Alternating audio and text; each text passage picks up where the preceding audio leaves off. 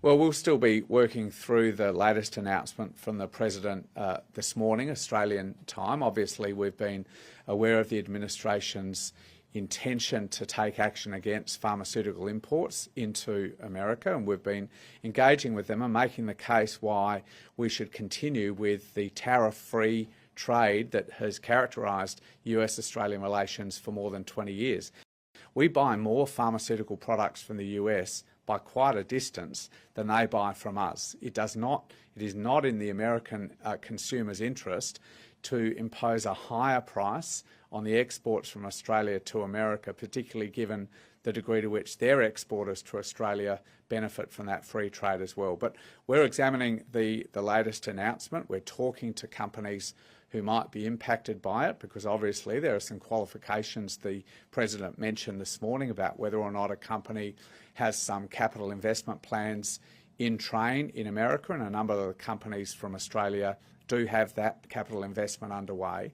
But I make this point: none of these latest announcements for the US administration make a jot of difference to our determination to protect the PBS.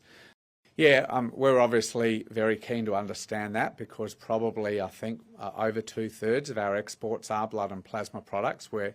very keen to understand the scope of the announcement this morning from the US administration,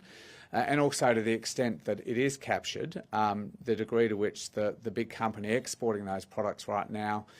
will be captured by the exemption the President announced this morning. That is, that they have some capital investment projects underway in the United States, which on the face of the President's announcement would exempt them from these additional tariffs. That the core objective of the US administration is to lower drug prices in their own country, and they're using tariffs as a tool to try and achieve that objective, which is a matter between the US administration and big pharma companies, whether they're American or non-American companies. I guess our job now is to protect the interests of Australians, most importantly Australian patients